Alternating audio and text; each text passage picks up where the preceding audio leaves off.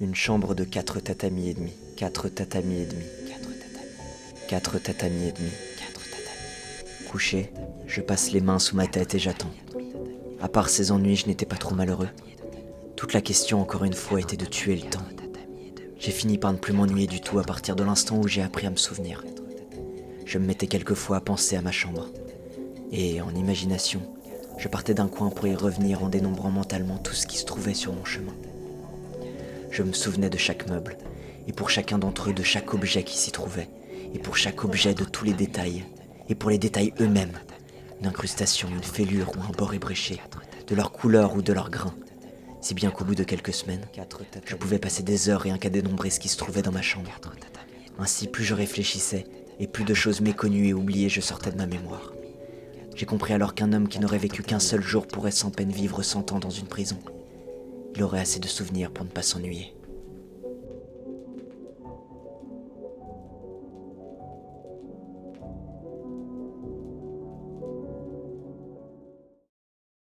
Ça faisait longtemps? Ça va? Aujourd'hui, je vous parle de Tatami Galaxy. Encore un animé de Madhouse, encore un animé de Masaaki Yuasa en réalisateur, encore un animé poétique et imbitable. Vous êtes habitués. L'œuvre est à la base un roman de Tomihiko Morimi sorti en 2004 et l'anime date lui de 2010.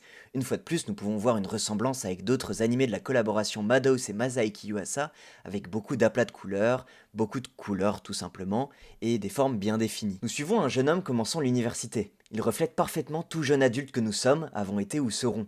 Lui aussi a ce besoin d'avoir un sens et d'être accompli. Bien que lui, la différence étant que le temps n'est pas linéaire mais une boucle. Un seul résultat arrive en fin d'épisode, le regret. Un regret amer et un regret mortel qu'il mènera à revenir dans le temps pour revivre une autre vie d'étudiant. Tatami Galaxy essaie de nous apprendre une chose tout au long.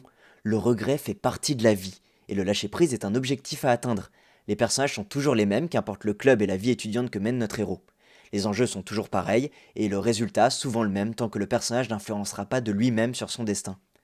Le personnage principal est victime de sa propre vie, le rendant souvent amer, assez détestable et un poil incel. Mais le vrai changement vient quand il se rend compte que tout ça est vain, et que vivre au jour le jour sans vouloir devenir est la seule solution pour atteindre le bonheur. Ozu est clairement autant le petit diablotin sur l'épaule du héros qu'une déité omnipotente qui joue avec lui.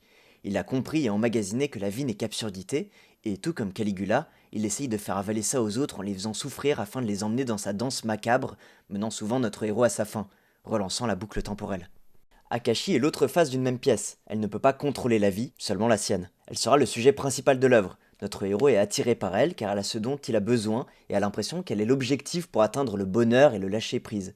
Tandis qu'Ozu, lui, est attiré par Akashi parce que justement celle-ci est déjà sortie de la grotte. L'illusion ne fonctionne plus sur elle. Les deux sont promis à Akashi par les dieux dès le premier épisode.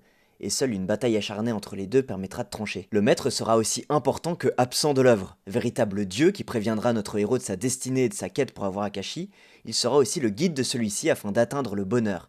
Mais il sera surtout une source de confusion et de philosophie cryptique pour notre héros. J'ai pas envie de vous spoil plus l'animé, je vous conseille vivement d'aller le voir. Il y a une dizaine d'épisodes, trouvable assez facilement, il y a aussi une suite en film appelée 90's Short Walk on Girl, sortie en 2017. Et si ce sujet vous intéresse, je ne peux que vous conseiller un film germano-japonais du nom de Perfect Days, de Wim Wenders, qui est dans ma liste depuis cet animé. Et comme d'habitude, finissons en musique. Merci d'avoir regardé, et à bientôt.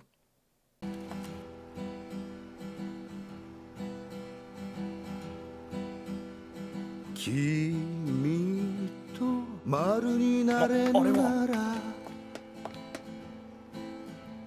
さよなら三角また来て四角丸×三角いつも四角とかくよは四角四面の五角六角七面鳥丸を探して丸を探して丸になれるの学ぶためどこにもないかもあるはあるかも君かもしれぬこの鴨川で丸を探して